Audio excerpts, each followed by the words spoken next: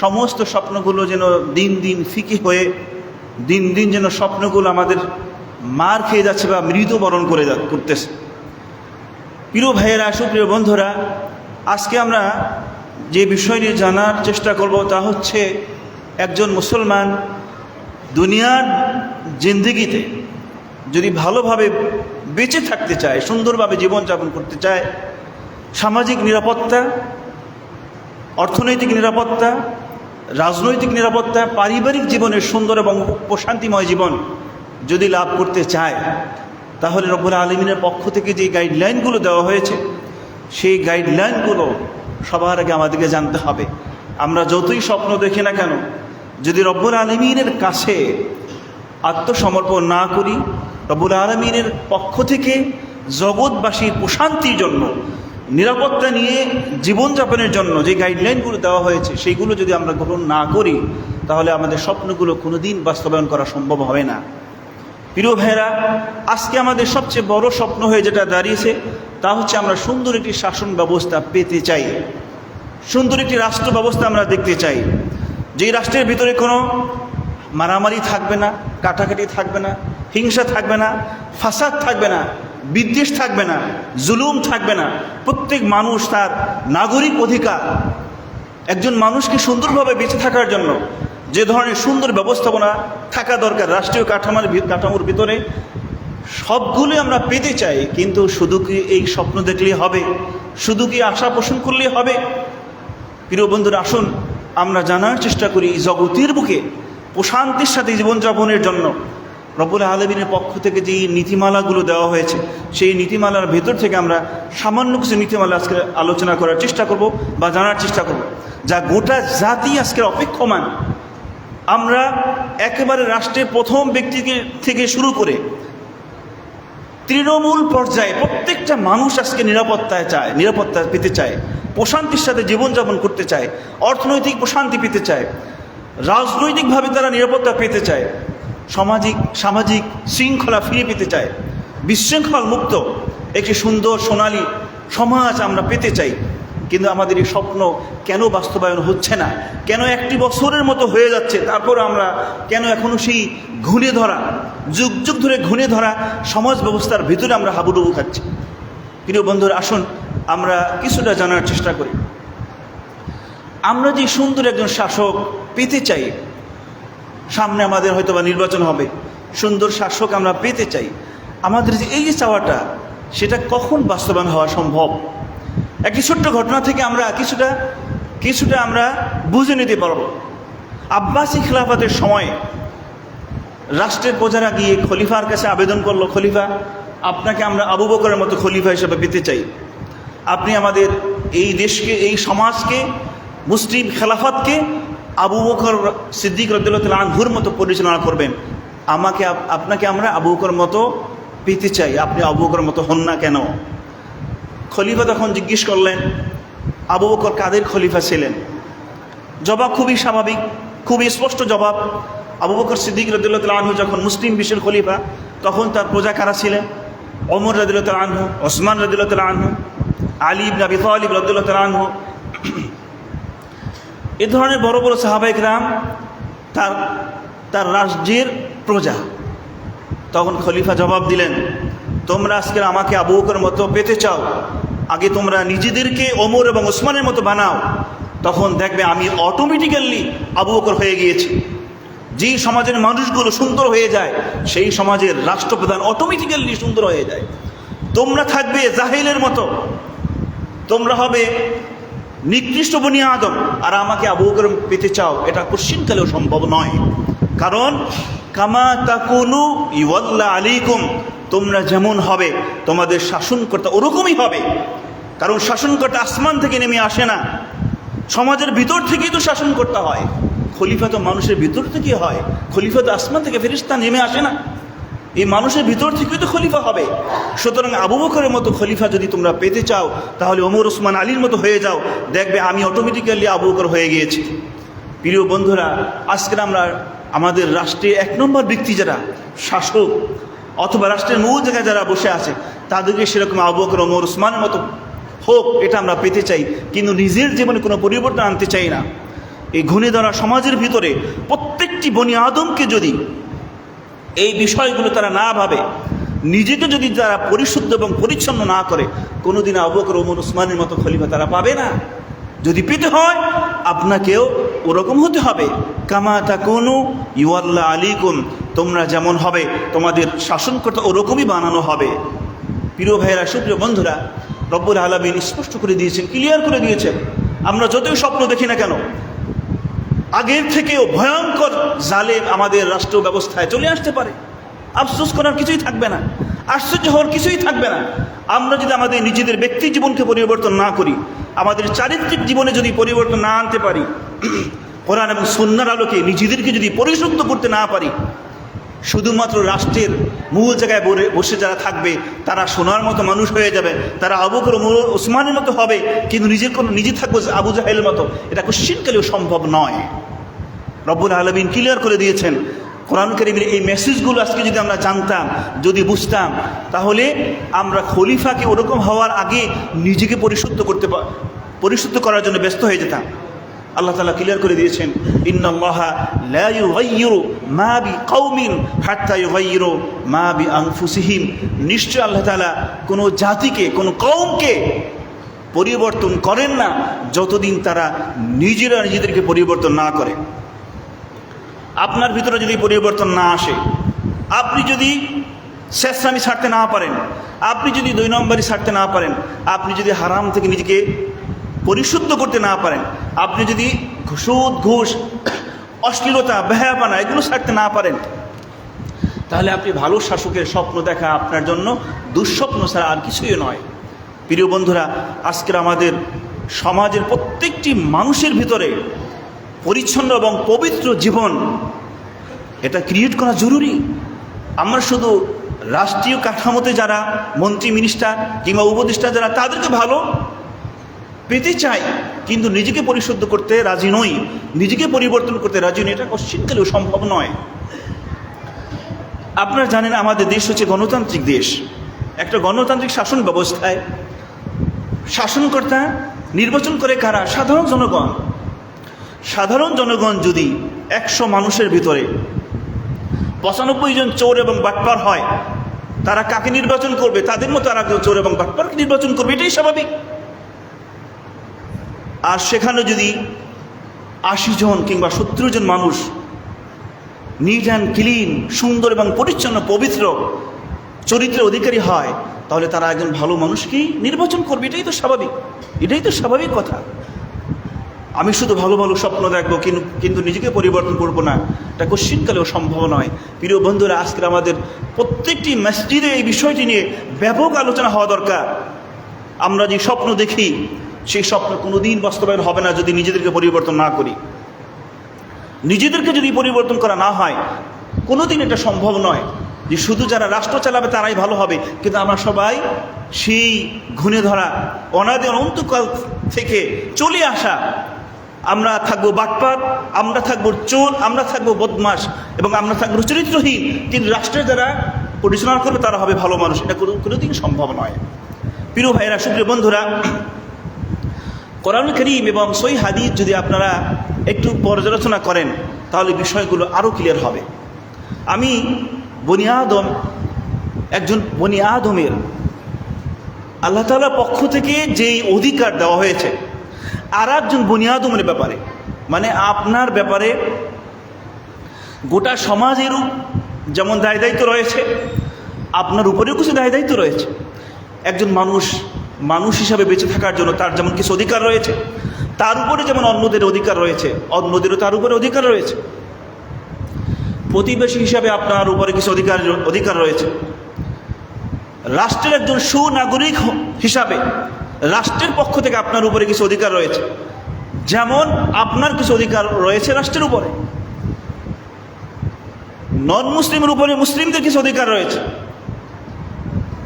আত্মীয়তার সম্পর্ক রক্ষা করার ক্ষেত্রে সেখানে কিছু অধিকারের কথা রয়েছে। পুরুষদের উপরে নারীদের কিছু অধিকার রয়েছে, নারীদের উপরে পুরুষদের কিছু অধিকার রয়েছে, বয়স্কদের কিছু অধিকার রয়েছে বাচ্চাদের উপরে, আবার শিশুদের কিছু অধিকার রয়েছে বয়স্কদের উপরে। এই অধিকারগুলো আজকে আমাদের জানা নাই, অথবা জানা থাকলে আমরা মেনে চলতে রাজি নই। কোরআন কারীম শুধু কি কোরআনের ভিতরে বন্দী থাকার জন্য আসছে? অবশ্যই নয়। আল্লাহ রাসূল সাল্লাল্লাহু আলাইহি ওয়াসাল্লাম ক্লিয়ার করে দিয়েছেন, হাক্কুল মুসলিম আলাল মুসলিম, একজন মুসলমানের উপরে আরেকজন মুসলমানের অধিকার রয়েছে 6টি অধিকার, সিত্তুন, 6টি অধিকার। বিভিন্ন অ্যাঙ্গেলে বিভিন্ন পয়েন্টে বিভিন্ন অধিকার রয়েছে। তার মধ্যে এই হাদিসের ভিতরে, বিশুদ্ধ হাদিস, 6টি অধিকারের কথা রয়েছে। তার মধ্যে একটি হচ্ছে ইদা লাকিতাহু ফাসাল্লিম আলাইহি, যখন তুমি তার সাথে দেখা করবে তখন তাকে সালাম দিবে। প্রিয় ভাইরা, সুপ্রিয় বন্ধুরা, এই প্রথম পয়েন্টটা নিয়ে যদি আমরা একটু বিশ্লেষণ করি, রাস্তাঘাটে আপনি দেখুন আমাদের ভিতরে ব্যাপকভাবে সালামের প্রচলন কি আছে নাকি নাই? জবাব হচ্ছে নেই। কেউ সালাম দিতে রাজি নয়। সালাম দিলেই মনে হয় যেন আমি ছোট হয়ে যাচ্ছে, আমি কেন সালাম দেব? আমি তো অনেক পয়সাওয়ালা মানুষ, আমি সমাজের অনেক উঁচু স্তরের মানুষ, আমি অনেক শিক্ষিত মানুষ, আমি অনেক ক্ষমতাবান, অথবা আমাকে সবাই সালাম দিবে, আমি কাউকে সালাম দেব না।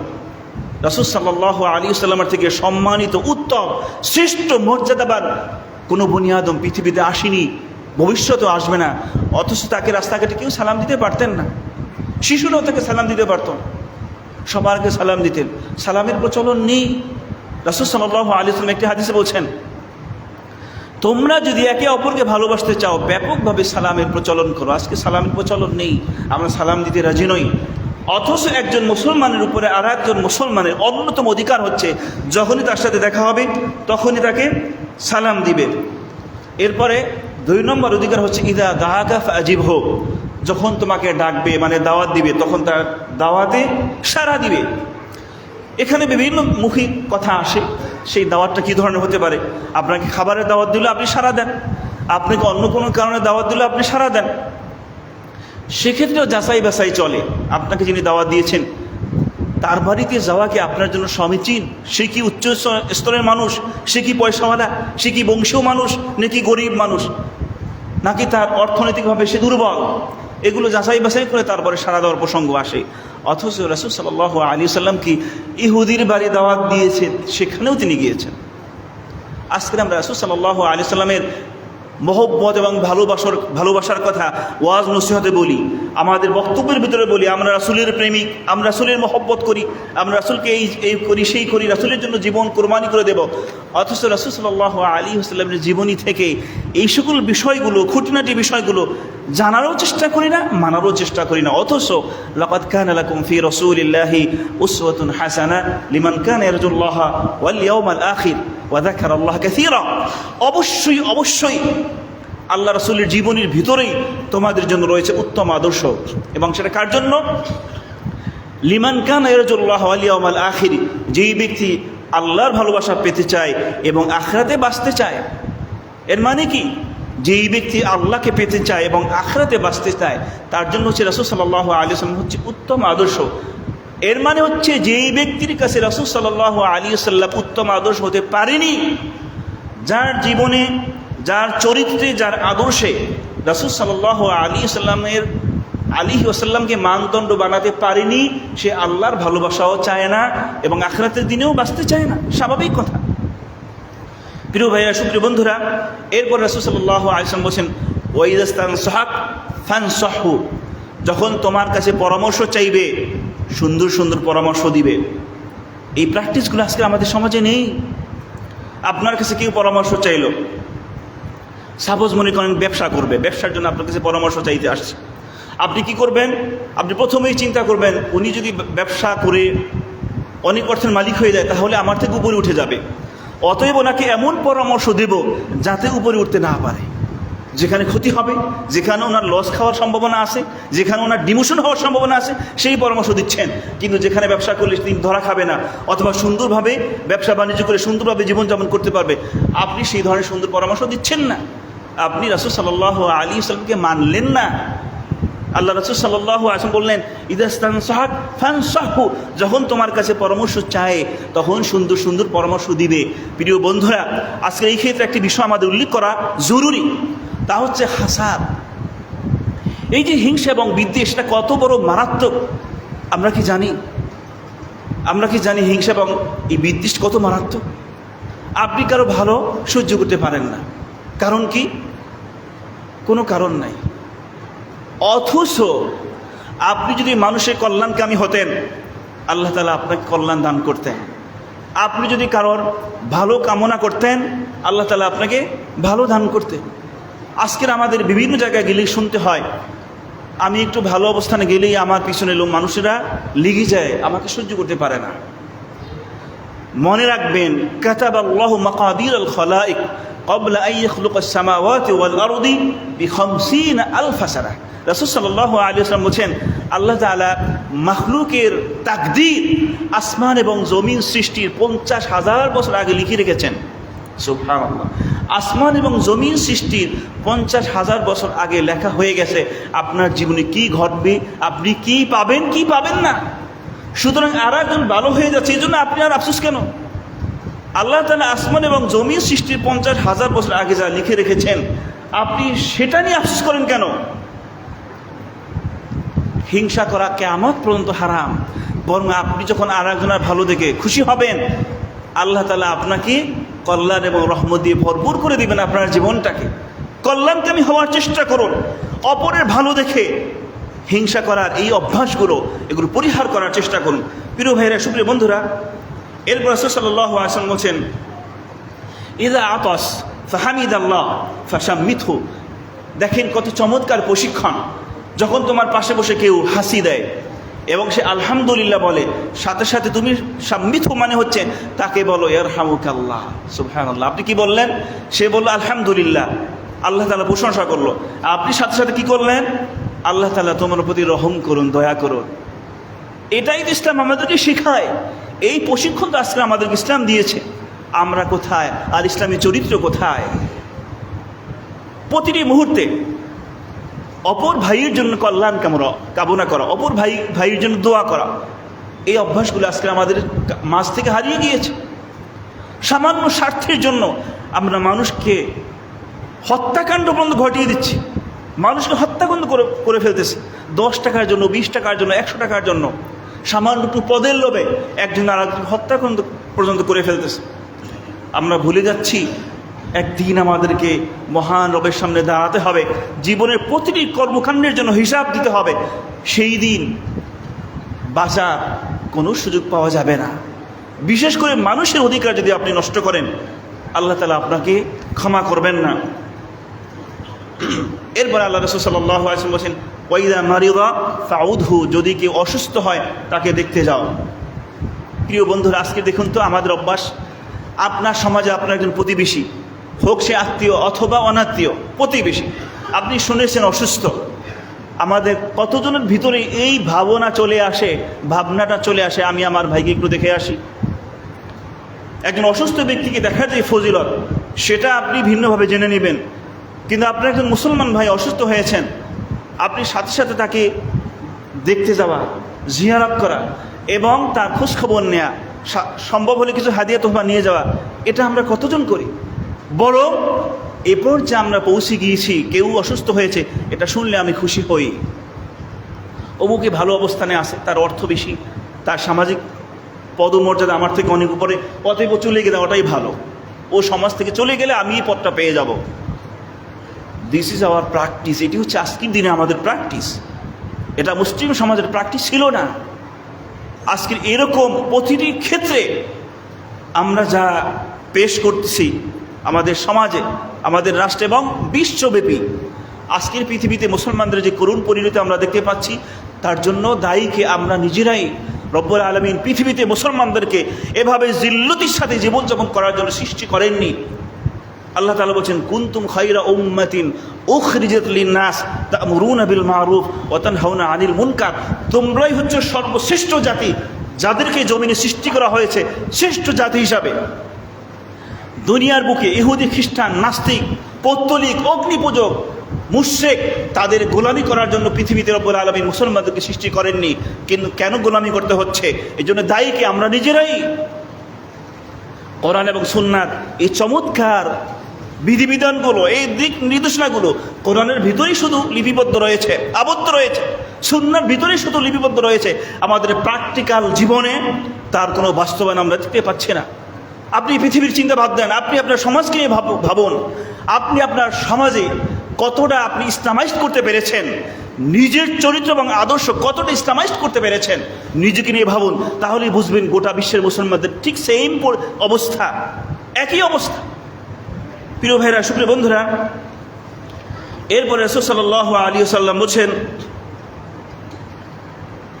ওয়াইদা মাতা ফাউদহু, যখন সে মারা যায় ফাতবাহু, তখন তার জানাজায় তুমি হাজির হয়ে যাও। এটা আমাদের উপরে অন্যতম একটি কর্তব্য, জানাজায় হাজির হওয়া, তার জন্য দোয়া করা। কোনো ব্যক্তি যদি মারা যায় আর আপনি যদি তার জানাজায় হাজির হন, আল্লাহ রাসূল সাল্লাল্লাহু আলাইহি ওয়াসাল্লাম বলেছেন ফালাহু কিরাত, তার জন্য একটি কিরাত রয়েছে। আর যদি সে জানাজায় হাজির হয় এবং দাফন পর্যন্ত থাকে, মানে কবরস্থ করা পর্যন্ত থাকে, ফালাহু কিরাতান, তার জন্য দুটো কিরাত রয়েছে। বলা হলো কিলা আমাল কিরাতান ইয়া রাসূলুল্লাহ, হে আল্লাহ রাসূল সাল্লাল্লাহু আলাইহি ওয়াসাল্লাম, দুটো কিরাত মানেটা কি? তখন রাসূল সাল্লাল্লাহু আলাইহি ওয়াসাল্লাম বললেন, মাসালুল জাবালাইনিল আযীমাইন, বিশাল বিশাল বড় দুটো পাহাড়ের মতো। এর মানে হচ্ছে তুমি যদি কারো জানাজায় হাজির হও এবং তার দাফন পর্যন্ত সেখানে থাকো, তাহলে বিশাল বিশাল দুটো পাহাড়ের মতো সওয়াব তোমার আমলনামায় দান করা হবে। সুবহানাল্লাহ।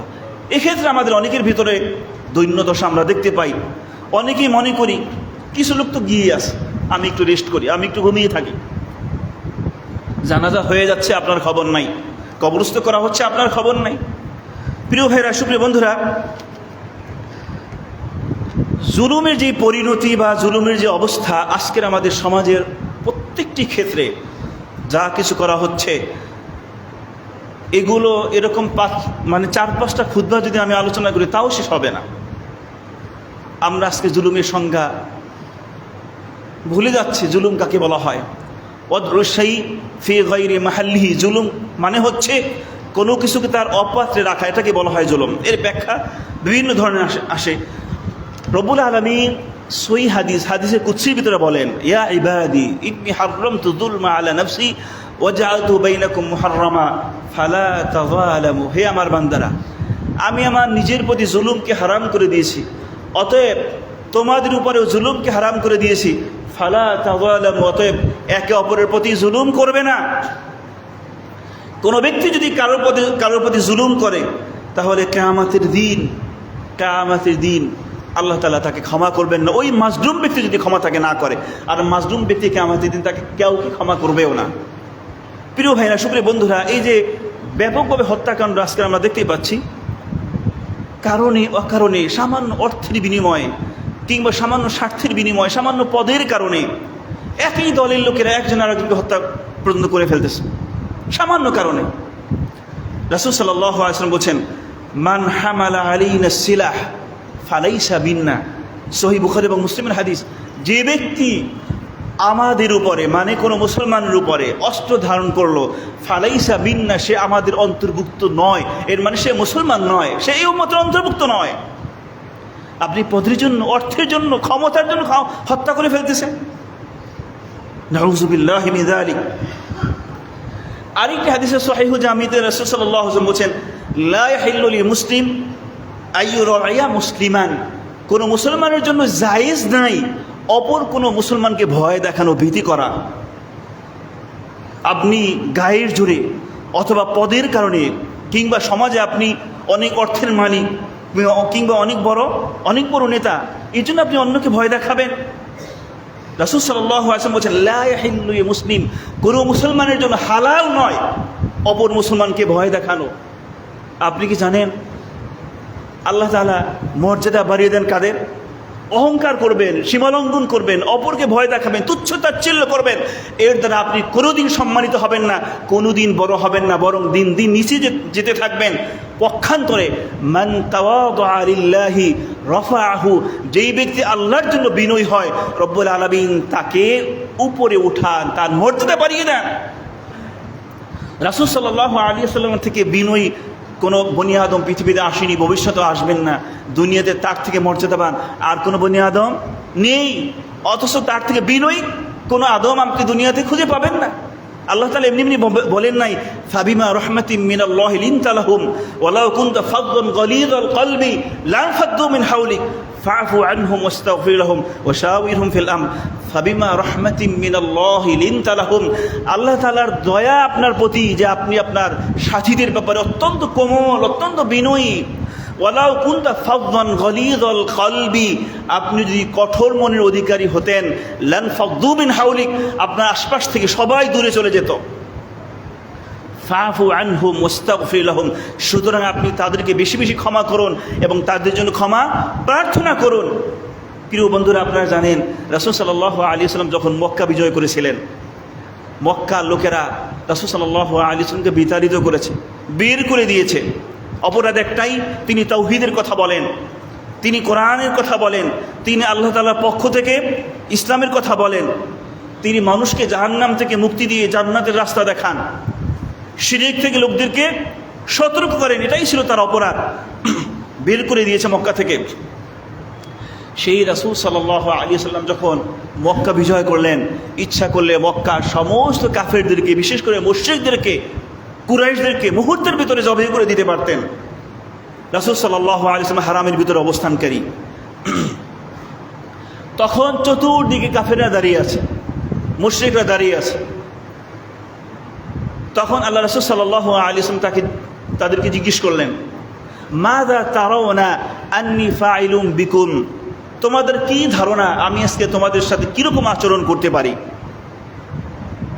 কাফেররা চতুর্দিকে দাঁড়িয়ে আছে, জানে যে রাসূল সাল্লাল্লাহু আলাইহি ওয়াসাল্লাম যদি এখন একটি আদেশ করেন, প্রত্যেককে কচু কাটা করে ফেলা হবে, সবাইকে জবাই করে দেওয়া হবে, কারণ তার হাতে এখন গোটা আরব বিশ্ব। তিনি মদিনার গভর্নর, মদিনার বাদশাহ এবং মক্কার বাদশাহ। রাসূল সাল্লাল্লাহু আলাইহি ওয়াসাল্লাম তখন অত্যন্ত সংক্ষেপে বললেন, ইযহাবু ওয়া আনতুমুত তুলাকা। ওরা বলছিল আখুন কারীম ইবনু আখুন কারীম। যখন রাসূল সাল্লাল্লাহু আলাইহি ওয়াসাল্লাম জিজ্ঞেস করলেন, তোমাদের কি ধারণা আমি আজকে তোমাদের সাথে কীরকম আচরণ করব? তখন তারা বলল, আখুন কারীম ইবনু আখুন কারীম, তুমি আমাদের একজন সম্মানিত ভাই এবং একজন সম্মানিত ভাইয়ের সন্তান। আর কিছুই বলতে পারে নাই, মানে তোমার কাছ থেকে আমরা সম্মান আশা করি, আর কিছুই বলে নাই। আর কি বলবে? তখন আল্লাহ রাসূল সাল্লাল্লাহু আলাইহি ওয়াসাল্লাম বললেন, ইযহাবু ওয়া আনতুমুত তুলাকা, তোমাদের সবাইকে আজকে মুক্ত করে দেওয়া হলো, ক্ষমা করে দেওয়া হলো, তোমরা সবাই চলে যাও। রাসূল সাল্লাল্লাহু আলাইহি ওয়াসাল্লামের এই ক্ষমা প্রদর্শনের কারণে আরব বিশ্বের হাজার হাজার কুরাইশ কাফেররা সেই দিন ইসলাম গ্রহণ করেছিল।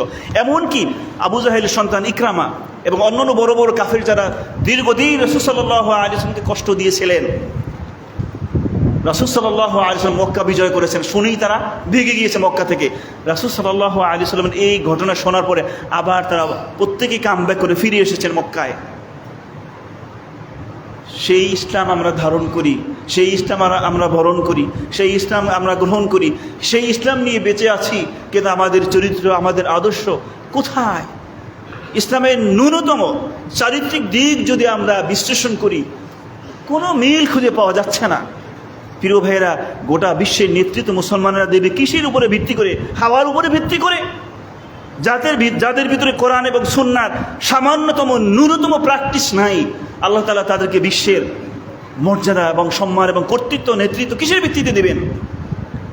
নেতৃত্ব, কর্তৃত্ব এবং মর্যাদা তো এমনি এমনি দিবেন না, সংখ্যার কারণে দিবেন না, সংখ্যার কারণে তো দিবেন না। প্রিয় ভাইরা, সুপ্রিয় বন্ধুরা,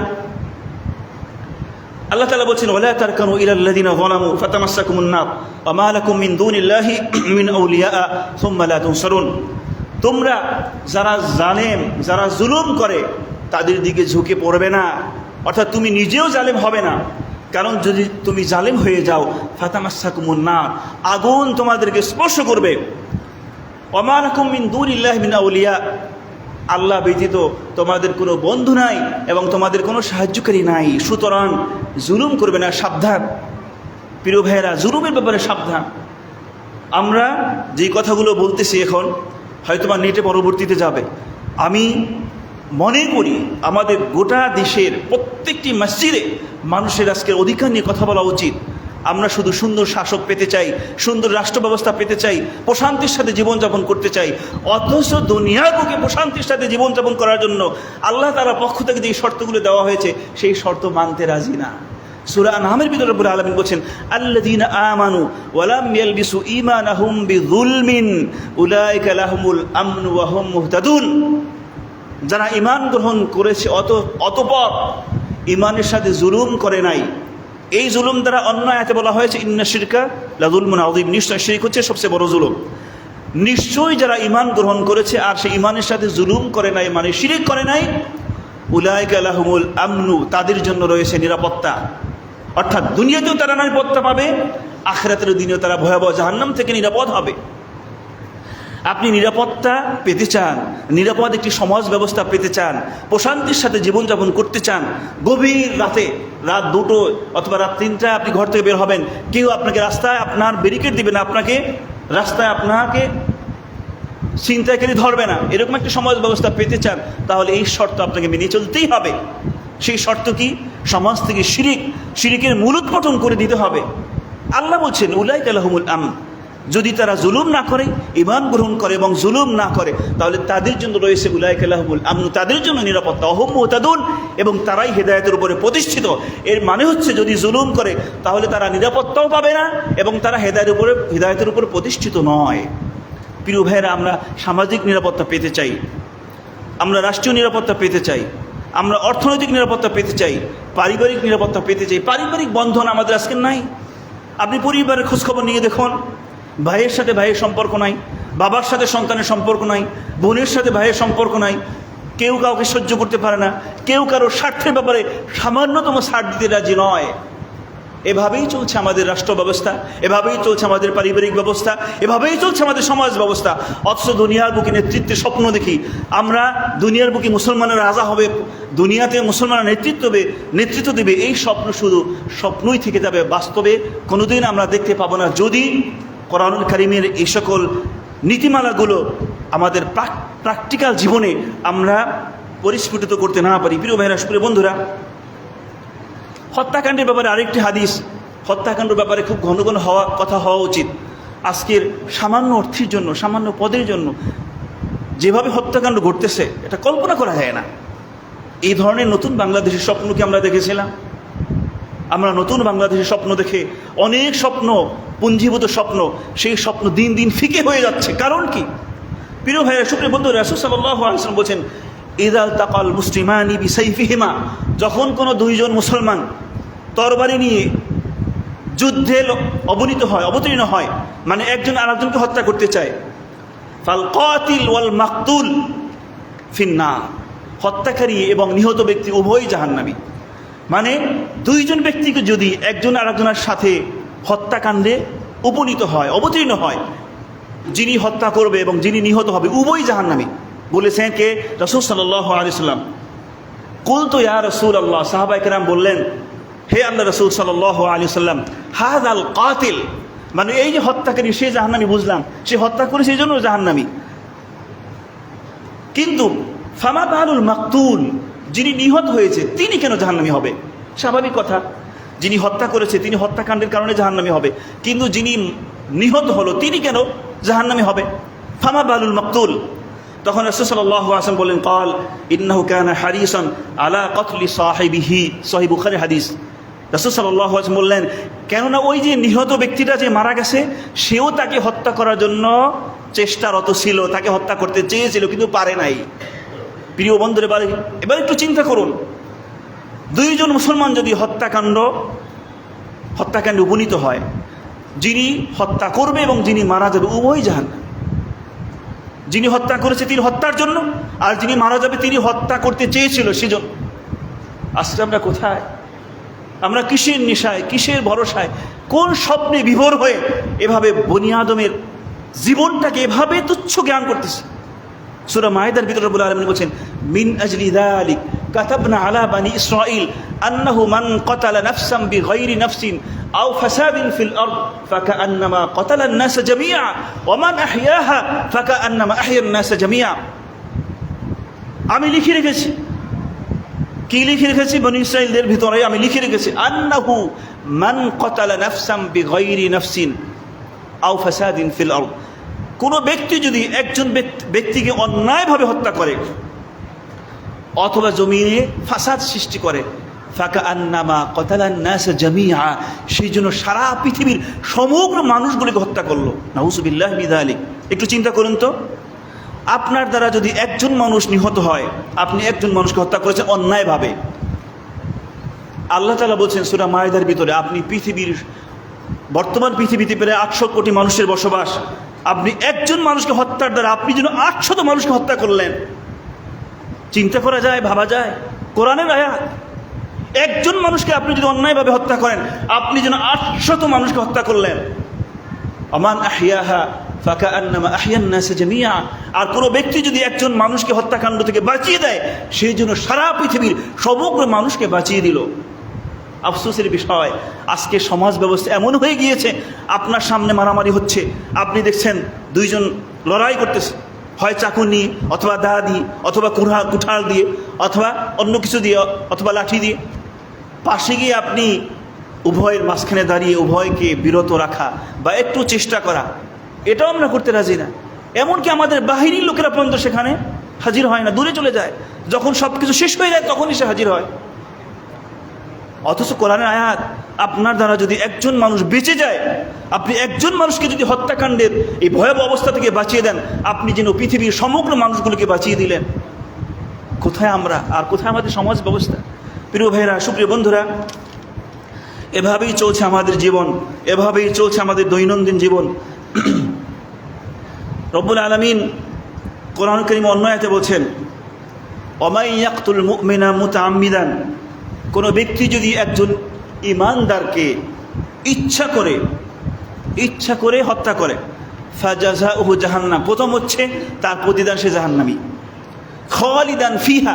2 নম্বর সে জাহান্নামী হবে চিরস্থায়ী, মানে কোনোদিন বাঁচতে পারবে না, জাহান্নাম থেকে কোনোদিন সে মুক্তি পাবে না। আল্লাহ বলছেন খালিদান ফিহা, সেখানে সে চিরস্থায়ী হবে।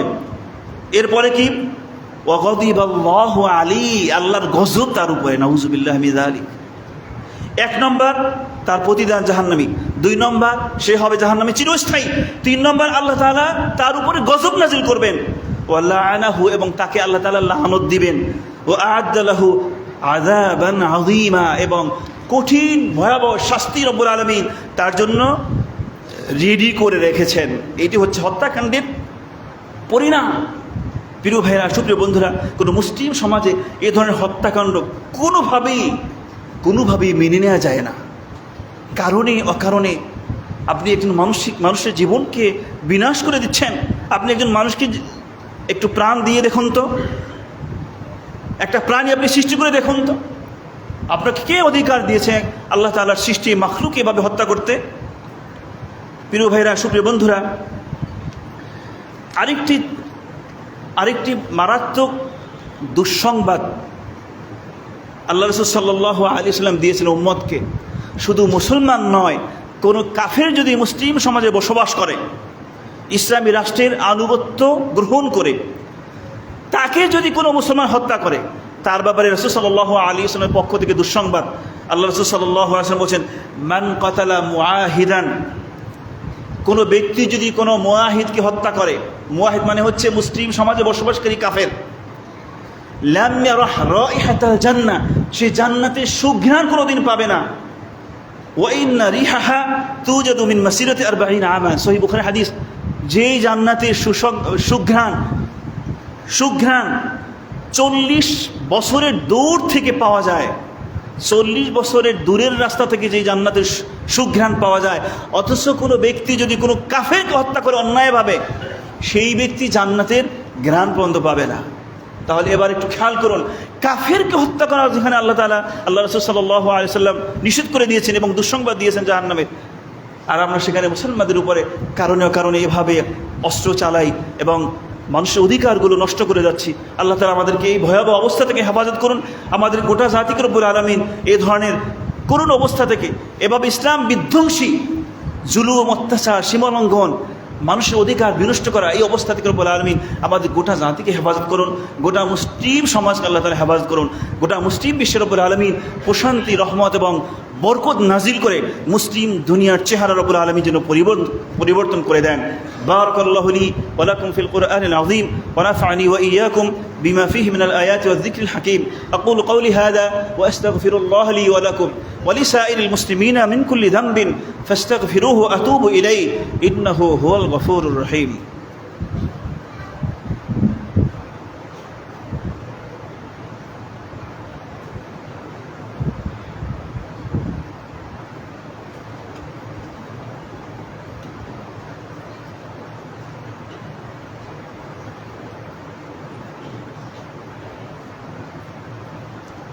الحمد لله نحمده ونستعينه ونستغفره ونعوذ بالله من شرور أنفسنا وسيئات أعمالنا من يهده الله فلا مضل له ومن يضلل فلا هادي له وأشهد أن لا إله إلا الله وحده لا شريك له وأشهد أن محمدا عبده ورسوله صلى الله عليه وعلى آله وصحبه وسلم تسليما كثيرا ثم أما بعد সম্মানিত ভাইয়েরা, সুপ্রিয় বন্ধুরা, উত্তম চরিত্র, একাধিক হাদিস, তার মধ্যে একটি প্রসিদ্ধ হাদিস নিঃসন্দেহে আপনারা অনেকবার শুনেছেন। রাসূল সাল্লাল্লাহু আলাইহি সাল্লাম বলেছেন, বুইসতু লিউতাম্মিমা মাকারিমাল আখলাক, উত্তম চরিত্রের পরিপূর্ণতা দেওয়ার জন্যই আমাকে পাঠানো হয়েছে। শুধু তাই নয়, রাসূল সাল্লাল্লাহু আলাইহি সাল্লাম আরেকটি হাদিসে বলছেন, মা মিন শাইইন আথকালা ফি মিজানিল মুমিন মিন হুসনিল খুলুক, অর্থাৎ এমন কোনো জিনিস নাই কিয়ামতের দিন মিজানে একজন ঈমানদারের নেকির পাল্লা ভারী হবে উত্তম চরিত্রের থেকেও। মানে উত্তম চরিত্র কিয়ামতের দিন নেকির পাল্লা সবচেয়ে বেশি ভারী হবে যার চরিত্র যত সুন্দর। আমরা ইসলাম বলতে অনেকেই মনে করি 5 ওয়াক্ত নামাজ, কেউ কেউ মনে করি তাহাজ্জুদ নামাজ, কেউ কেউ মনে করি কোরআন তেলাওয়াত। কিন্তু আমরা ভুলে যাই মানুষের অধিকার, আল্লাহ তাআলার সাথে একরকম অধিকার যেটা হুকুকুল্লাহ আলাল ইবাদ, আরেকটি হচ্ছে হুকুকুল ইবাদি আলাল ইবাদ অথবা বাইনাহুম। আল্লাহর অধিকার আল্লাহ তাআলা ইচ্ছা করলে ক্ষমা করতে পারেন। খুব চমৎকার একটি বিষয় খেয়াল রাখা দরকার। সাপোজ কোনো ব্যক্তি যদি জীবনে কোনোদিন তাহাজ্জুদ পড়েনি অথবা কোনোদিন কোরআন তেলাওয়াত করার সুযোগ পায়নি, নফল নামাজ একেবারেই নেই, শুধু ফরজ নামাজগুলো পড়েছে, ফরজ রোজাগুলো রেখেছে, আল্লাহ তাআলা তাকে ক্ষমা করে দিবেন। অন্য কোনো ঝামেলা না থাকলে আল্লাহ তাআলা তাকে ক্ষমা করে দেবেন। এমন কি ফরজ ইবাদতেও যদি ঘাটতি থাকে আল্লাহ ইচ্ছা করলে ক্ষমা করতে পারেন। কেটা? কারণ এটা হচ্ছে আল্লাহর অধিকার। আল্লাহর অধিকার আল্লাহ ইচ্ছা করলে ক্ষমা করতে পারেন বা ক্ষমা করে দিবেন। পক্ষান্তরে বান্দার অধিকার আল্লাহ তাআলা ক্ষমা করবেন না যতক্ষণ না বান্দা ক্ষমা না করে।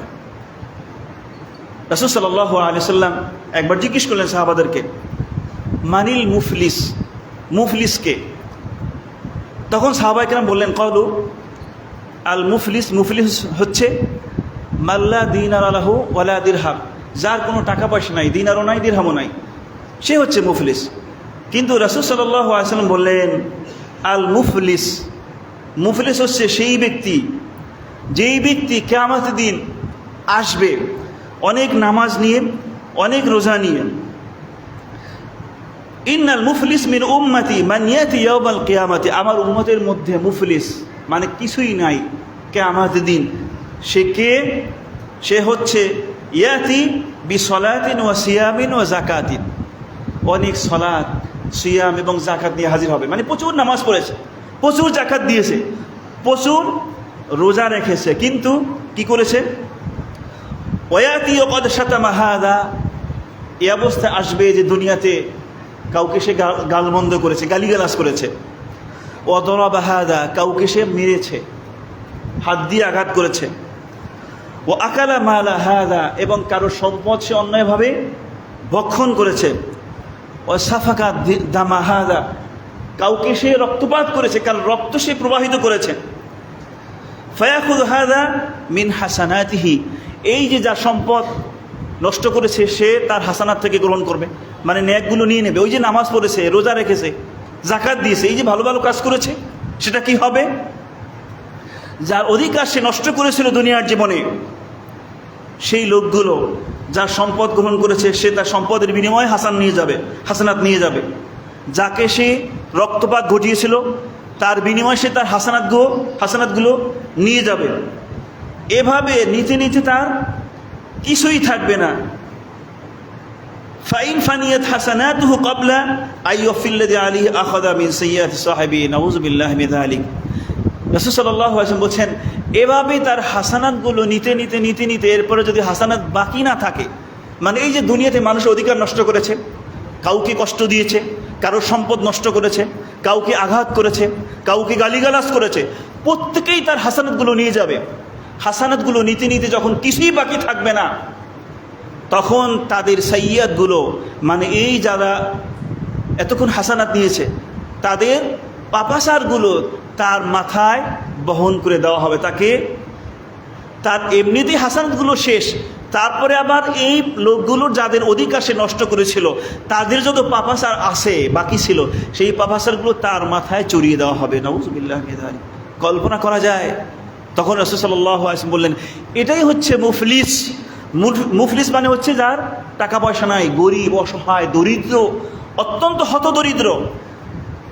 এবং আপনার হাদিসটা যেটা শুনলেন, রাসূল সাল্লাল্লাহু আলাইহি ওয়াসাল্লাম যখন জিজ্ঞেস করলেন কিয়ামতের দিন মুফলিসকে, মানে যার কিছুই নাই, সাহাবা ইকরাম যখন বললেন যার কোনো টাকা পয়সা নাই সে হচ্ছে মুফলিস, তখন রাসূল সাল্লাল্লাহু আলাইহি ওয়াসাল্লাম জবাব দিলেন, মুফলিস সেই ব্যক্তি যে অনেক রোজা, অনেক নামাজ, অনেক যাকাত এগুলো নিয়ে হাজির হবে কিয়ামতের দিন। মানে দুনিয়াতে অনেক নামাজ পড়েছে, অনেক রোজা রেখেছে, অনেক কোরআন তেলাওয়াত করেছে, অনেক যাকাত দিয়েছে, কিন্তু দুনিয়াতে মানুষ অধিকার নষ্ট করেছিল। সে কারণে এই যাদের অধিকারগুলো নষ্ট করেছিল প্রত্যেকেই তাদের অধিকারগুলো তার থেকে নিতে থাকবে। নিতে নিতে নিতে নিতে তার নামাজের সওয়াব, রোজার সওয়াব, কোরআন তেলাওয়াতের সওয়াব, যাকাতের সওয়াব সব শেষ হয়ে যাবে, কিছুই বাকি থাকবে না। কিছুই যখন বাকি থাকবে না, তখন ওই অধিকার প্রাপ্ত লোকগুলোর পাপাচারগুলো তার মাথায় বহন করানো হবে। এর মানে হচ্ছে জান্নাতে যাওয়ার মতো কোনো সুযোগ তো থাকলোই না, বরং জাহান্নামে তার শাস্তি আরও বেড়ে গেল তাদের পাপাচারগুলো টেনে নিয়ে আসার কারণে। এই হচ্ছে দুনিয়াতে যারা মানুষের অধিকার নষ্ট করে তাদের পরিণতি। কি হবে এই নামাজ দিয়ে যদি আপনি কিয়ামতের দিন মুফলিস হয়ে হাজির হন? কি হবে আপনার রোজা দিয়ে কিয়ামতের দিন যদি আপনি মুফলিস হয়ে হাজির হন? কি হবে আপনার যাকাত দিয়ে কিয়ামতের দিন যদি আপনি মুফলিস হয়ে হাজির হন? কি হবে আপনার রোজা দিয়ে কিয়ামতের দিন যদি মুফলিস হয়ে হাজির হন? প্রিয় বন্ধুরা, মনে রাখা দরকার, রাসূল সাল্লাল্লাহু আলাইহি ওয়াসাল্লাম একটি হাদিস, আমার উম্মতি মা বাইনা 60 ইলা 70, আমার উম্মতের বয়স হচ্ছে 60 থেকে 70। এর মানে এটা হচ্ছে এই উম্মতের গড় বয়স। কেউ কেউ বেঁচে থাকে 70-এর পরে, বোনাস পায়, তাদের সংখ্যা খুবই কম। আবার কেউ কেউ 60 বছর আগেই মারা যায়, কিন্তু গড় হচ্ছে 60 থেকে 70। একটু নিজেকে একটু মিলিয়ে দেখুন তো, 60 থেকে 70 যদি এই উম্মতের বয়স হয়, গড় বয়স, আর আপনার যদি 50 হয়, আর বাকি আছেন কতদিন? যদি 55 হয় আর কতদিন বাঁচবেন? যদি 60 হয়ে যায় তাহলে তো পৌঁছে গেলেন অলরেডি, যে কোনো সময় ডাক চলে আসবে। এরপরে আপনি কিয়ামতের দিন কি হবে আপনার অবস্থা তা নিয়ে ভাববেন না? কিয়ামতের দিন আপনার পরিণতি কি হতে পারে এখনো ভাববেন না? কবে ভাববেন? কবে ভাবা শুরু করবেন? আসুন আমরা আমাদের অনাদি অনন্তকালের জীবনের জন্য প্রস্তুতি গ্রহণ করি। অনাদি অনন্তকালের ভয়াবহ জাহান্নাম থেকে বাঁচার জন্য এখন থেকে রেডি হই। অনাদি অনন্তকাল জান্নাত প্রাপ্তির জন্য যা যা করণীয় সেগুলো জেনে নেই এবং মেনে চলার চেষ্টা করি।